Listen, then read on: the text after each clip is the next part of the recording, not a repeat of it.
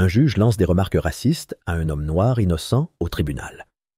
Quelques instants plus tard, il est démis de ses fonctions. Les lourdes portes en bois de la salle d'audience 6B s'ouvrirent en grinçant, tandis que Malik Grayson, un homme noir de 32 ans, était conduit à l'intérieur, enchaîné. Le cliquetis des métaux résonna dans la salle tendue, un cruel rappel du poids des accusations qui pesèrent sur lui. Ses pas étaient lents, mesurés, mais pas par résignation, mais par défi. Son visage, bien que vidé de tout espoir, portait une flamme inébranlable dans ses yeux. Il savait ce que signifiait ce jour. Il savait ce que cette salle d'audience avait fait à des hommes comme lui auparavant. Il savait comment fonctionnait ce système. Les spectateurs murmuraient à voix basse. Les journalistes ajustèrent leurs caméras et le son lointain des reporters dictant les titres sur leur téléphone bourdonnait comme de la statique. Ce n'était pas juste un procès comme un autre. Ce n'était pas juste une autre affaire. C'était une bataille contre quelque chose de bien plus grand, quelque chose qui avait écrasé des hommes comme Malik pendant des siècles. À l'avant de la salle, assis derrière un énorme banc en acajou, se trouvait le juge Gerald Hastings. Sa présence était pesante, non pas à la manière d'un juge juste et équitable, mais à la manière d'un homme qui avait depuis longtemps oublié le sens de la justice. Il était une relique d'un monde ancien, un monde où le pouvoir dépendait de la couleur de peau et où la loi se soumettait à la volonté de ceux qui portaient le bon costume, serrait la bonne main et soutenait la bonne hiérarchie. Son visage, sculpté des rides profondes de l'âge, portait quelque chose de plus profond que l'expérience. Il était taché de préjugés si profondément enfouis en lui qu'il n'avait plus besoin de les cacher. Cela transparaissait dans la façon dont il regardait les accusés comme Malik, dans la façon dont ses décisions penchaient vers les hommes en uniforme, dans la façon dont il se comportait comme si la salle d'audience était son royaume et lui, le souverain incontesté. Pendant près de 2 décennies, le juge Hastings avait porté la toge et s'était assis dans ce fauteuil, ses jugements façonnant le destin de ceux qui se tenèrent devant lui. Et pendant tout aussi longtemps, il avait clairement exprimé son dédain pour les hommes comme Malik. Ses décisions étaient plus sévères lorsque l'accusé était noir, son marteau éliminant les objections des avocats de la défense qui osaient contester ses préjugés. Il était cependant prudent, suffisamment prudent pour qu'aucun moment ne l'ait jamais complètement exposé. Ses préjugés étaient enveloppés dans un jargon juridique caché dans des décisions discrétionnaires qui pouvaient toujours être justifiées sur le papier. Mais tout le monde le savait. Les avocats de la défense qui s'étaient battus dans sa salle d'audience le savaient. Les procureurs qui avaient bénéficié de ces décisions le savaient. Les policiers qui avaient témoigné avec des preuves fragiles et étaient repartis victorieux le savaient. Et, plus important encore, les accusés qui avaient perdu leur liberté sous sa surveillance le savaient. Malik était resté dans une cellule de détention pendant des semaines, attendant ce moment, le moment où il pourrait se présenter devant ce tribunal et se battre pour sa vie. Il avait été accusé de vol à main armée et de tentative de meurtre, un crime qu'il avait juré ne pas avoir commis.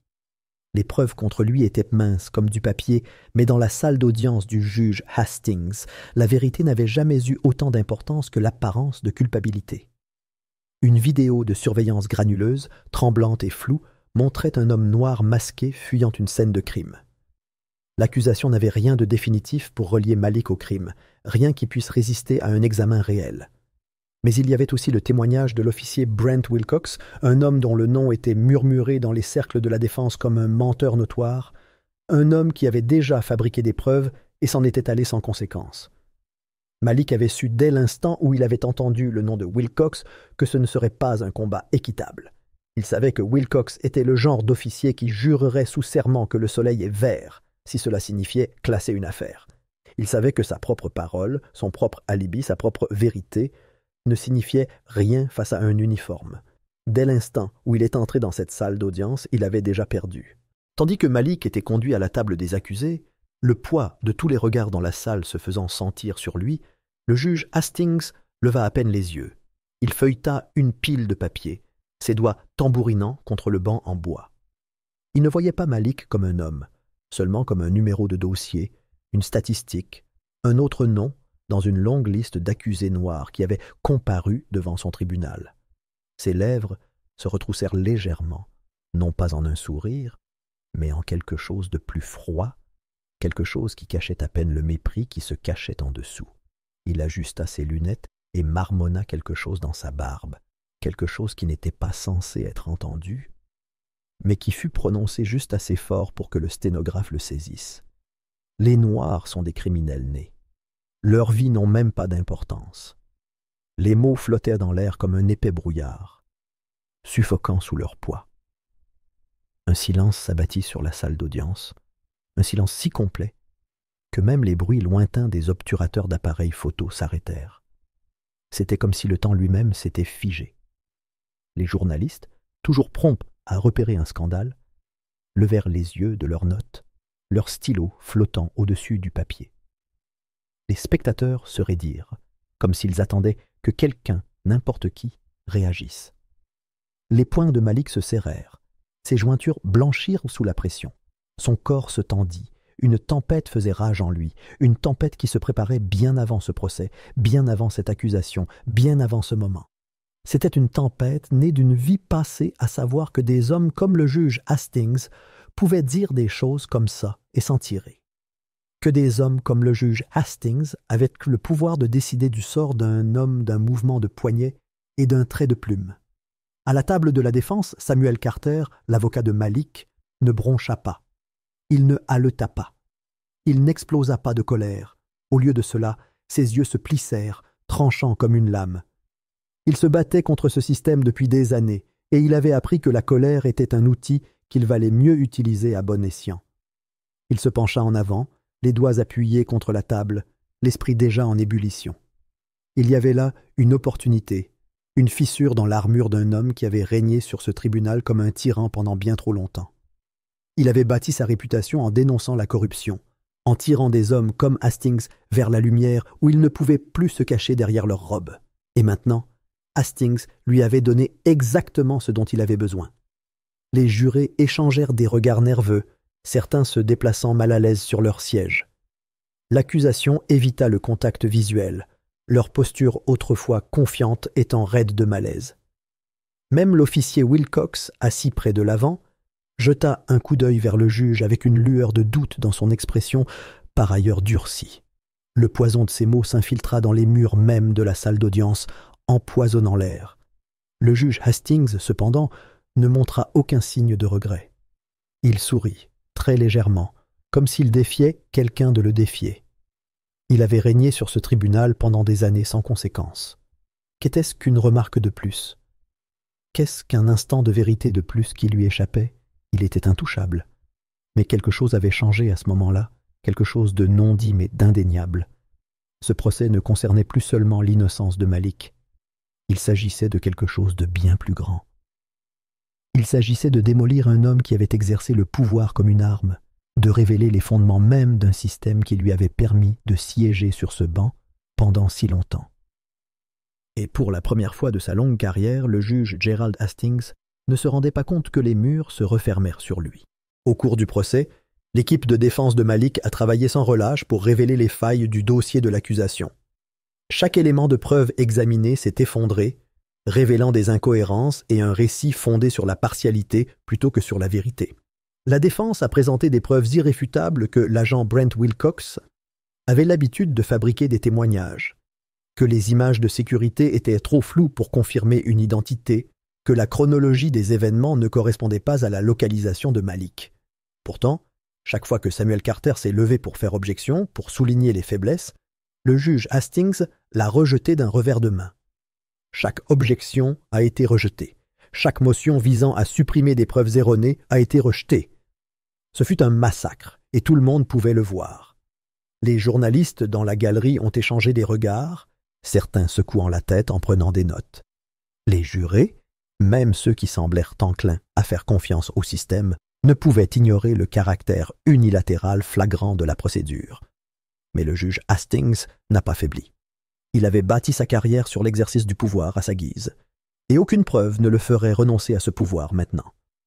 Malgré la corruption écrasante qui régnait dans la salle, Samuel Carter n'était pas un homme qui acceptait facilement la défaite.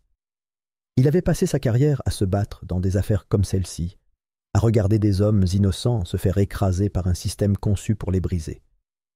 Mais cette fois-ci, c'était différent. Cette fois, il avait quelque chose qui pouvait tout changer. Son plan avait commencé à se former bien avant ce procès, avant même que Malik ne soit arrêté, et tout dépendait d'une seule source inattendue, un lanceur d'alerte au sein du tribunal. 2 semaines plus tôt, David Holloway, un greffier junior, était resté tard pour terminer des formalités administratives lorsqu'il était tombé sur quelque chose d'accablant. En organisant les dossiers, il avait accédé par inadvertance à un dossier restreint qui contenait une série de courriels entre le juge Hastings et des responsables de la police de haut rang. Ce qu'il a découvert l'a refroidi. Les courriels n'étaient pas de simples correspondances informelles, mais des discussions détaillées sur la façon de gérer les affaires impliquant des accusés noirs. Hastings et plusieurs officiers avaient activement orchestré des procès pour obtenir des condamnations, manipuler des preuves et contrôler des témoignages pour garantir des résultats en leur faveur. Plus David fouillait, plus la situation devenait pire. Certains courriels faisaient référence au maire Richard Langston et au commissaire de police Nolan Greaves, 2 hommes dont les noms portaient un pouvoir indéniable dans la ville. Ils n'étaient pas seulement au courant de ce qui se passait, ils étaient impliqués, veillant à ce que le système judiciaire reste en désaccord avec des personnes comme Malik. David, conscient des risques, avait pris la seule mesure possible. Il avait enregistré en secret une réunion privée entre le juge Hastings et un groupe d'officiers dans une salle isolée du palais de justice. Lors de cette réunion, Hastings avait ouvertement ri de la facilité avec laquelle il était possible d'enterrer ses affaires avant même qu'elles ne commencent. Il avait parlé de la manière dont les preuves pouvaient être manipulées, de la manière dont les jurés pouvaient être influencés, du fait que des accusés comme Malik n'avaient aucune chance, quelle que soit la force de leur défense. C'était une conspiration au plus haut niveau et David avait tout enregistré. Les courriels étaient des preuves irréfutables. L'enregistrement était encore pire. Samuel avait prévu de présenter ses preuves de manière stratégique, en attendant le moment idéal où l'attention du tribunal serait à son comble. Il savait que Hastings essaierait de les étouffer, mais une fois l'information rendue publique, il ne pourrait plus la cacher.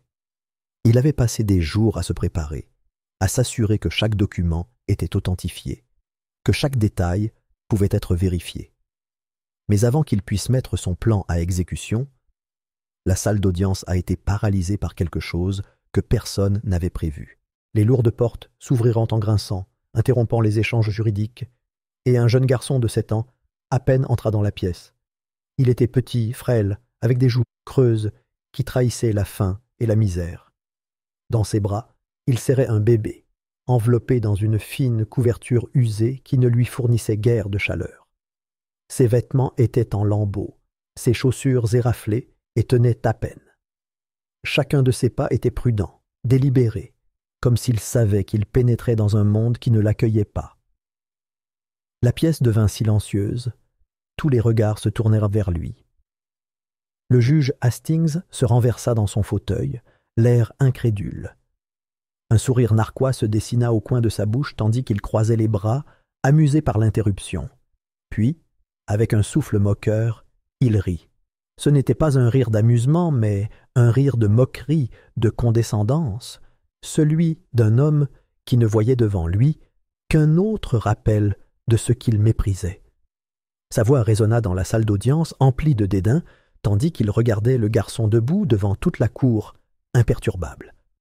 Hastings laissa son regard tomber sur le bébé dans les bras du garçon avant de lever les yeux au ciel. Il trouva le moment ridicule, un spectacle absurde au milieu de sa salle d'audience. Le garçon ne réagit pas au rire. Il leva simplement le menton et se tint plus grand que sa petite silhouette ne l'aurait permis. Lorsqu'il parla enfin, sa voix n'était ni timide ni brisée. Elle était forte, ferme, portant un poids bien au-delà de son âge. Il ne plaida pas. Il ne demanda pas de sympathie. Il dit simplement la vérité. Il leur dit que son grand frère n'avait rien fait de mal. Il leur dit que le tribunal mentait, qu'ils avaient déjà décidé du sort de Malik avant même que le procès n'ait commencé. Il leur dit que la seule raison pour laquelle Malik était enchaîné était parce que des hommes comme le juge Hastings le voulèrent là-bas, tout comme ils avaient voulu que son père soit là. Son père, qui avait été emmené avant même qu'il ne puisse comprendre ce que cela signifiait. Son père, dont l'absence n'avait laissé derrière lui qu'une famille brisée qui luttait pour survivre. Il leur avait dit que, malgré tous leurs efforts pour le cacher, il connaissait la vérité. Cette salle d'audience, ce juge, ces hommes en costume, il ne se souciait pas des gens comme lui.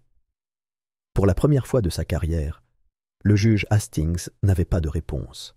La salle était devenue glaciale et personne n'avait parlé. Ni l'accusation, ni les jurés, pas même l'agent Wilcox.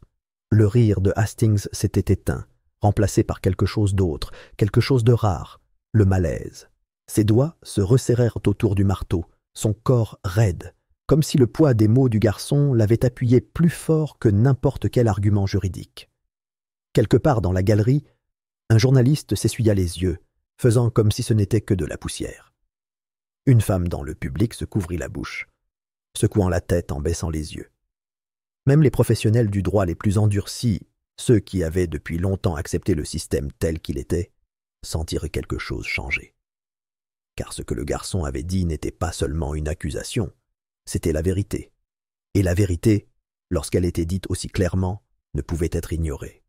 Malik, qui était resté silencieux pendant tout ce temps, poussa enfin un lent soupir. Ses mains, qui étaient restées serrées en poing, se desserrèrent. Samuel Carter ne regarda pas le juge. Il ne regarda pas l'accusation. Il ne regarda que le garçon, la détermination inébranlable dans ses yeux. Et il sut, à cet instant, que cette affaire était devenue quelque chose de plus important que ce qu'ils avaient prévu. Le juge Hastings s'éclaircit la gorge, essayant de reprendre le contrôle de la salle, mais ce moment était déjà passé. Le pouvoir dans la salle d'audience avait basculé, et pour la première fois, le juge sentit les murs de son autorité se refermer sur lui. À l'extérieur du tribunal, des hommes puissants se mettaient en branle.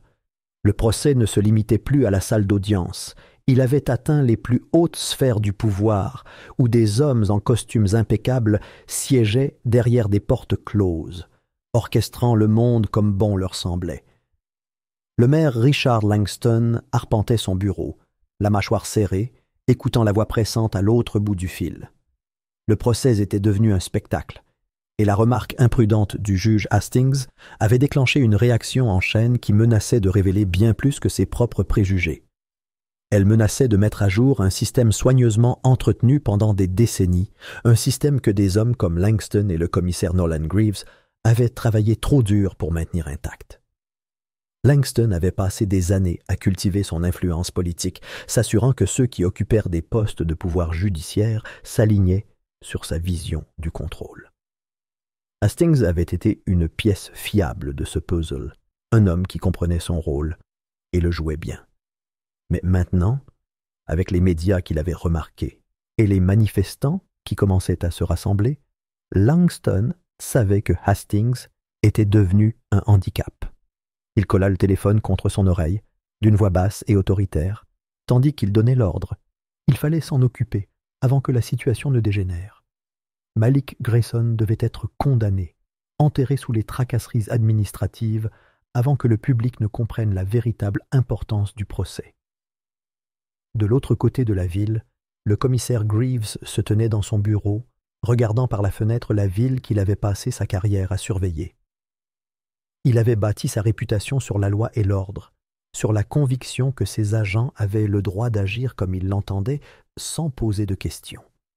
Il avait personnellement veillé à ce que des cas comme celui de Malik ne voient jamais la lumière de la vraie justice, en obtenant des condamnations avec l'aide d'hommes comme Hastings. Mais maintenant, l'affaire avait attiré trop d'attention. Les rumeurs s'étaient transformées en gros titres, et le risque d'exposition n'avait jamais été aussi grand. Il avait vu ce qui se passait lorsque les médias s'emparaient d'une histoire comme celle-là.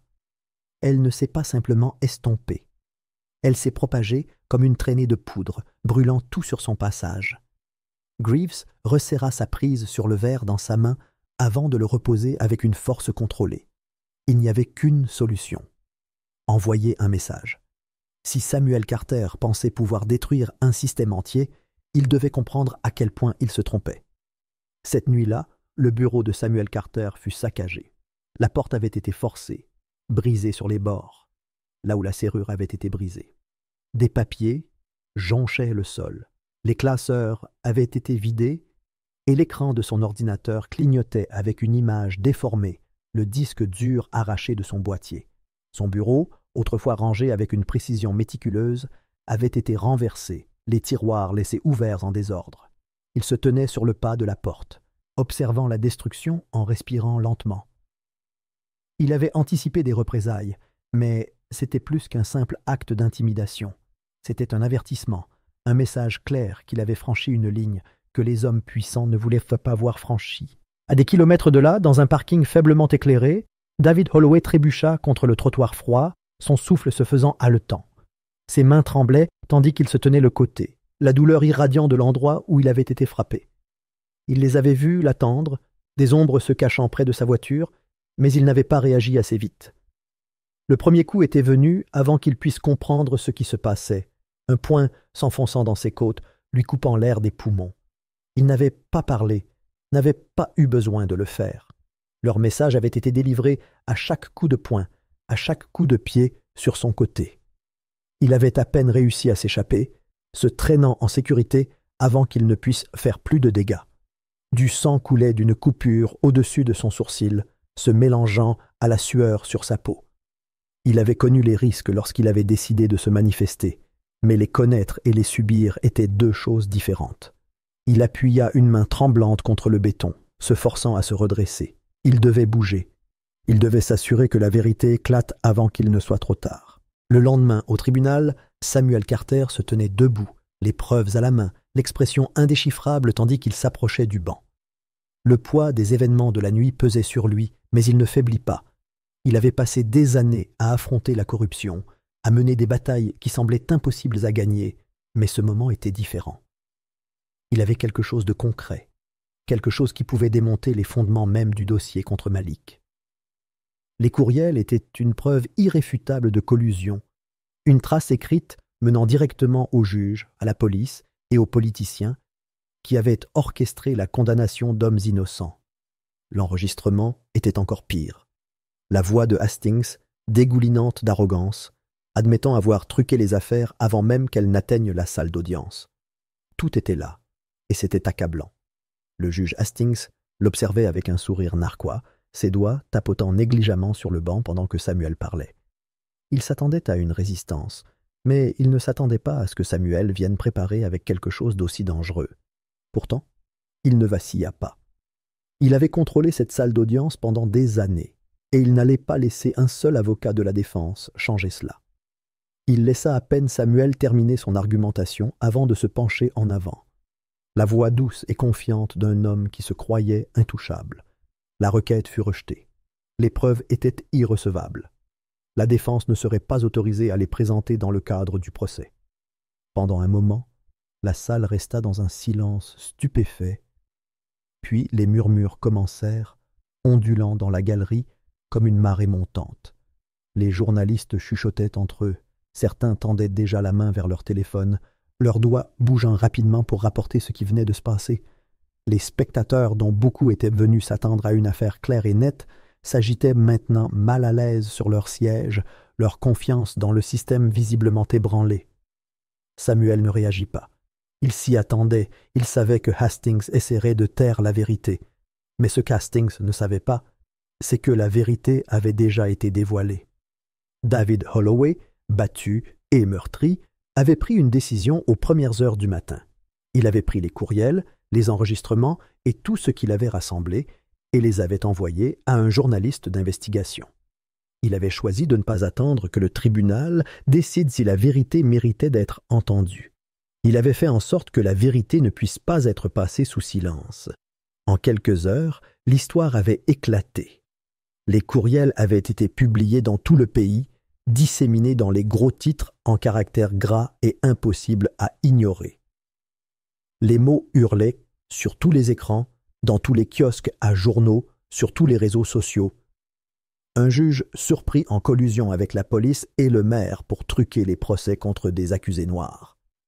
Les détails étaient explicites, les preuves irréfutables. Il n'y avait pas moyen de les déformer, de les nier. La salle d'audience était devenue un chaos. Les journalistes se précipitaient. Leurs appareils photo clignotaient. Leurs voix s'élevaient tandis qu'ils bombardaient l'accusation de questions. Les manifestants se rassemblaient à l'extérieur, leurs voix résonnant dans les rues, exigeant justice, exigeant des comptes à rendre. Le système, si soigneusement construit pour se protéger, était en train de craquer.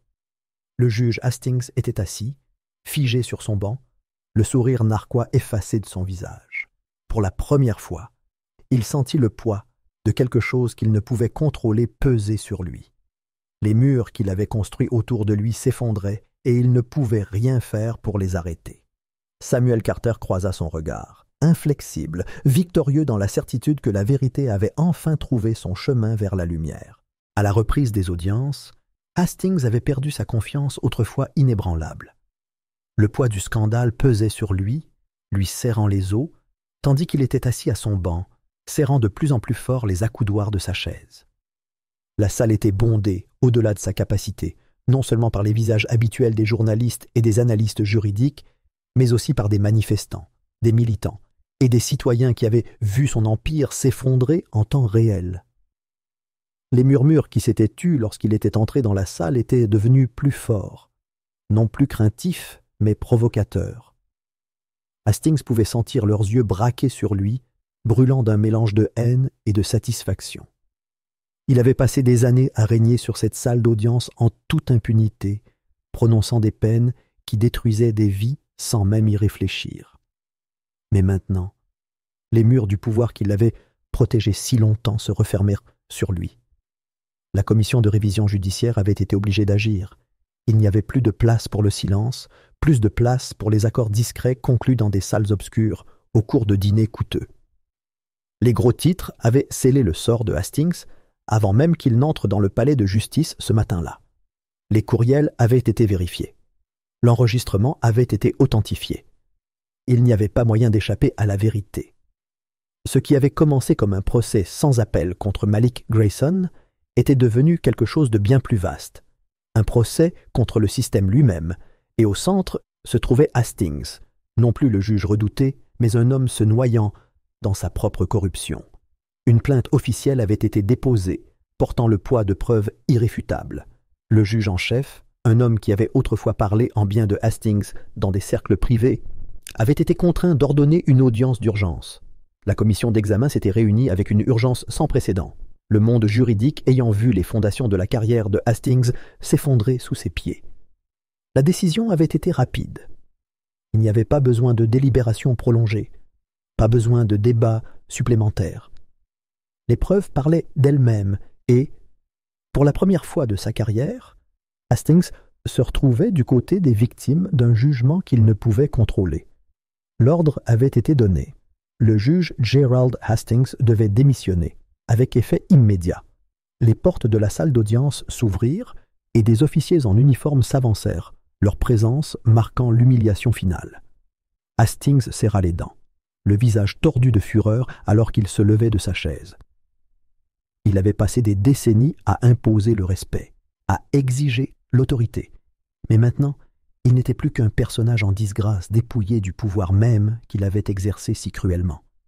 Alors qu'il était escorté hors de sa propre salle d'audience, les murmures dans la galerie devinrent plus forts. Certains haltèrent à la vue de ce spectacle, d'autres regardèrent en silence, absorbant l'instant comme une rare victoire contre la corruption qu'ils avaient longtemps cru intouchable. Mais lorsque Hastings passa devant Malik Grayson, son masque d'autorité posé se brisa. Ses yeux, emplis de venin, se fixèrent sur l'homme dont l'affaire avait mis le monde à feu et à sang. Sa voix, bien que basse, portait le poids de sa colère, de son ressentiment, de son refus d'accepter que son règne était terminé. Il grogna à Malik, ses mots empreints de dépit, lui disant que rien de tout cela n'avait d'importance, que le système gagnerait toujours, que quoi qu'il se soit passé ici aujourd'hui, il y aurait toujours un autre juge, un autre officier, un autre politicien attendant de prendre sa place. Malik ne broncha pas. Il ne réagit pas. Il regarda simplement le même système qui avait protégé Hastings pendant des années se retourner finalement contre lui. Il avait passé des semaines à se battre pour sa liberté, pour sa vie, et maintenant, L'homme qui avait essayé de l'enterrer sous une fausse condamnation était chassé de son propre domaine. Il n'y avait aucune jubilation dans l'expression de Malik, aucune satisfaction dans sa position, seulement une compréhension tranquille du moment. Il savait que Hastings n'avait pas tort. Le combat ne s'arrêtait pas là.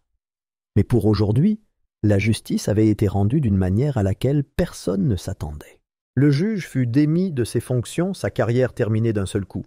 Les procureurs s'empressèrent de brouiller les pistes, les mêmes personnes qui avaient autrefois soutenu Hastings, s'efforçant désormais de se distancer des décombres.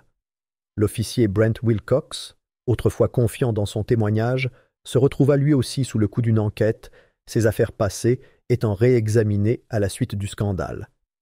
La réaction en chaîne avait commencé et elle ne s'arrêta pas à Hastings. Le commissaire Greaves, l'homme qui avait orchestré la corruption du système judiciaire dans l'ombre, démissionna au bout d'une semaine, son empire soigneusement conçu s'effondrant sous le poids de l'examen public.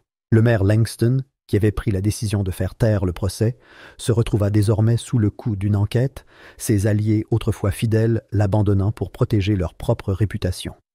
Et Malik, il fut enfin libéré. Les portes du tribunal s'ouvrirent une fois de plus, mais cette fois, ce n'était pas enchaîné qu'il marchait. Il s'avança, libéré des chaînes qui le maintenaient au sol, ses pas étant stables et sûrs. Le poids de l'injustice qui lui avait été imposée ne l'avait pas brisé, ne l'avait pas écrasé, ne lui avait pas volé l'essence de ce qu'il était. Ses yeux scrutèrent la foule, les visages de ceux qui s'étaient battus à ses côtés, ceux qui avaient cru en son innocence, alors que le monde avait essayé de les convaincre du contraire. Alors qu'il sortait du tribunal, l'air frais l'accueillant comme un ami perdu de vue depuis longtemps, il sentit une petite main se glisser dans la sienne. Il baissa les yeux pour voir son petit frère, le même garçon qui était entré dans cette salle d'audience avec rien d'autre que la vérité sur les lèvres et le courage dans le cœur. Malik serra doucement sa main, sentant le poids du moment s'installer dans sa poitrine. Les caméras clignotaient, les journalistes crièrent des questions, le monde le regardait faire ses premiers pas vers la liberté. Mais dans son cœur, il savait que le combat n'était pas terminé. La chute d'Hastings était une victoire, mais ce n'était pas la fin, car pour chaque Hastings tombé, des dizaines d'autres attendaient de prendre sa place. Le système s'était fissuré, mais il ne s'était pas brisé, et Malik Grayson, un homme qui avait été poussé à bout et qui avait refusé de tomber, savait que ce n'était que le début. Les lourdes portes s'ouvriront en grinçant, interrompant les échanges juridiques, et un jeune garçon de 7 ans à peine entra dans la pièce. Il était petit, frêle, avec des joues creuses qui trahissaient la faim et la misère. Dans ses bras, il serrait un bébé, enveloppé dans une fine couverture usée qui ne lui fournissait guère de chaleur. Ses vêtements étaient en lambeaux, ses chaussures éraflées et tenaient à peine. Chacun de ses pas était prudent, délibéré, comme s'il savait qu'il pénétrait dans un monde qui ne l'accueillait pas. La pièce devint silencieuse, tous les regards se tournèrent vers lui. Le juge Hastings se renversa dans son fauteuil, l'air incrédule. Un sourire narquois se dessina au coin de sa bouche tandis qu'il croisait les bras, amusé par l'interruption. Puis, avec un souffle moqueur, il rit. Ce n'était pas un rire d'amusement, mais un rire de moquerie, de condescendance, celui d'un homme qui ne voyait devant lui qu'un autre rappel de ce qu'il méprisait. Sa voix résonna dans la salle d'audience, emplie de dédain, tandis qu'il regardait le garçon debout devant toute la cour, imperturbable. Hastings laissa son regard tomber sur le bébé dans les bras du garçon avant de lever les yeux au ciel. Il trouva le moment ridicule, un spectacle absurde au milieu de sa salle d'audience. Le garçon ne réagit pas au rire. Il leva simplement le menton et se tint plus grand que sa petite silhouette ne l'aurait permis. Lorsqu'il parla enfin, sa voix n'était ni timide ni brisée. Elle était forte, ferme, portant un poids bien au-delà de son âge. Il ne plaida pas. Il ne demanda pas de sympathie. Il dit simplement la vérité. Il leur dit que son grand frère n'avait rien fait de mal. Il leur dit que le tribunal mentait, qu'ils avaient déjà décidé du sort de Malik avant même que le procès n'ait commencé. Il leur dit que la seule raison pour laquelle Malik était enchaîné était parce que des hommes comme le juge Hastings le voulèrent là-bas, tout comme ils avaient voulu que son père soit là. Son père, qui avait été emmené avant même qu'il ne puisse comprendre ce que cela signifiait. Son père, dont l'absence n'avait laissé derrière lui qu'une famille brisée qui luttait pour survivre. Il leur avait dit que, malgré tous leurs efforts pour le cacher, il connaissait la vérité. Cette salle d'audience, ce juge, ces hommes en costume, il ne se souciait pas des gens comme lui. Pour la première fois de sa carrière, le juge Hastings n'avait pas de réponse. La salle était devenue glaciale et personne n'avait parlé. Ni l'accusation, ni les jurés, pas même l'agent Wilcox. Le rire de Hastings s'était éteint, remplacé par quelque chose d'autre, quelque chose de rare, le malaise. Ses doigts se resserrèrent autour du marteau, son corps raide, comme si le poids des mots du garçon l'avait appuyé plus fort que n'importe quel argument juridique. Quelque part dans la galerie, un journaliste s'essuya les yeux, faisant comme si ce n'était que de la poussière. Une femme dans le public se couvrit la bouche, secouant la tête en baissant les yeux. Même les professionnels du droit les plus endurcis, ceux qui avaient depuis longtemps accepté le système tel qu'il était, sentirent quelque chose changer. Car ce que le garçon avait dit n'était pas seulement une accusation, c'était la vérité. Et la vérité, lorsqu'elle était dite aussi clairement, ne pouvait être ignorée. Malik, qui était resté silencieux pendant tout ce temps, poussa enfin un lent soupir. Ses mains, qui étaient restées serrées en poing, se desserrèrent. Samuel Carter ne regarda pas le juge. Il ne regarda pas l'accusation. Il ne regarda que le garçon, la détermination inébranlable dans ses yeux. Et il sut, à cet instant, que cette affaire était devenue quelque chose de plus important que ce qu'ils avaient prévu. Le juge Hastings s'éclaircit la gorge, essayant de reprendre le contrôle de la salle, mais ce moment était déjà passé. Le pouvoir dans la salle d'audience avait basculé, et pour la première fois, le juge sentit les murs de son autorité se refermer sur lui.